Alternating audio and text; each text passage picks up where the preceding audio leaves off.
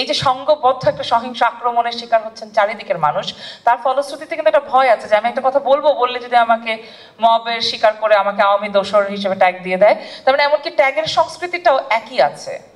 আগে আওয়ামী আমলে যদি সরকারের বিরুদ্ধে আপনি কথা বলতেন তাহলে আপনি একজন রাজাকার কিংবা জামাতি, আর এখন যদি বলেন সরকারের বিরুদ্ধে, এখন মুশকিলটা আছে এখন খালি সরকারের বিরুদ্ধে বললেই যে হবে তা না, এখন যে কারো বিরুদ্ধে বললেই আপনি এটা আওয়ামী দোসর কিংবা শাহবাগী হিসেবে ট্যাগ খেতে পারেন।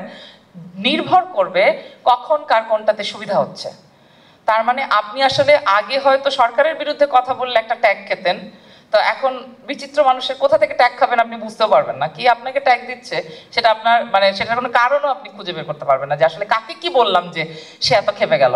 তো এই জায়গাতে বোঝা যাচ্ছে যে এই সংস্কৃতিটাও বেশ একটা একই জায়গায় রয়ে গেছে, এবং এর ফলে আমরা এই যে নানান রকম ভয়ের মধ্যে আমাদের শিল্পীরা রয়েছেন, এবং আমি জানি যে অনেকগুলো খুবই বাস্তব, কারণ বিভিন্ন জায়গায় নাটকের শুটিং বন্ধ হয়ে গেছে, কিংবা নাটকের শুটিংয়ের ক্ষেত্রে নানা রকম বাধা দেওয়া হয়েছে, অথবা কেউ কোনো নারী শিল্পী কোথাও উদ্বোধন করতে গেছেন তাকে বাধা দেওয়া হয়েছে। এগুলো পত্রিকার খবর হয়েছে এবং সেগুলো খুব বড় করে ফলো করে ছাপা হয়েছে।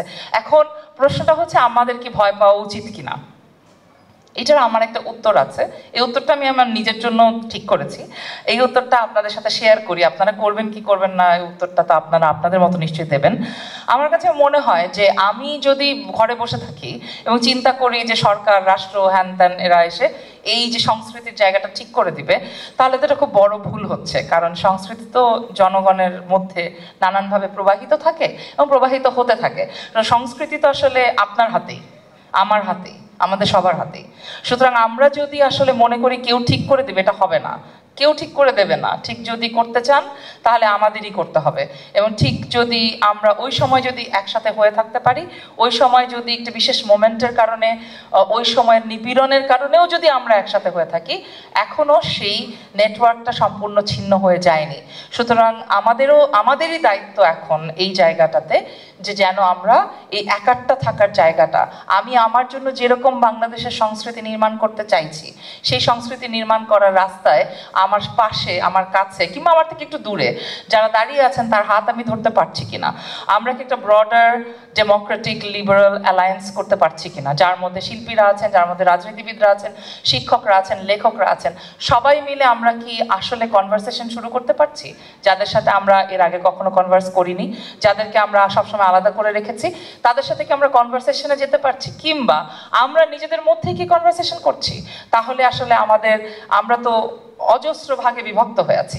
এই অজস্রভাবে ভাগে বিভক্ত থাকলে আমাদেরকে দমন করা তো অবশ্যই সহজ, কিন্তু আমরা জুলাইয়ে দেখেছি, জুলাইয়ে আমাদের মানে এখনো শরীরের মধ্যেই কিন্তু আছে, এই স্মৃতি বেশি দূরেরও না। সুতরাং আমরা জানি যখন সবাই একসাথে হয় তখন কেমন ফিলিং হয়, সেটা যেহেতু আমরা জানি। দ্রোহযাত্রায় আমরা 1 বছর আগে যাদের সাথে হেঁটেছি তাদের কাউকে আমরা চিনতাম না, বেশিরভাগকেই আমরা চিনি নাই। এরকম মানুষের সাথে হয়তো কখনো আমার নিজস্ব মধ্যবিত্ত শ্রেণীর কাঠামোর ভেতর থেকে যাদের সাথে আমি আন্দোলন সংগ্রামে রাস্তায় হাঁটি তাদের সাথে দেখা হয় নাই, যাদের সাথে দেখা হয়েছে তাদের সাথে এর আগে আমার কখনো দেখা হয় নাই, তাদের সাথে আমরা হেঁটেছি না, তাহলে এখন কেন পারা যাচ্ছে না? আমার কাছে মনে হয় কেউ এসে আপনার জন্য আমার জন্য এই দেশের সংস্কৃতি ঠিক করে দিয়ে যাবে না। আমরা কি সংস্কৃতি চাই? আমাদের সংস্কৃতি আমার কোনটা মনে হয় যেটা আমার, সেটা তো আমারই ঠিক করতে হবে, সেটা আমারই তৈরি করতে হবে। ওই জায়গায় আমরা শিল্পীরা কি কাজ করব সেটা নিয়ে বোধহয় কথা হওয়াটা অনেক বেশি জরুরি। ভয় তো আছেই, ভয় ছিল, ভয় থাকবে। শিল্পীর কাজ হচ্ছে ভয়ের বিপরীতে গিয়ে নতুন কিছু তৈরি করা, যেটা অন্যের অনাগত দিনের মানুষকে ভয় পেয়ে যাওয়া থেকে থামাবে।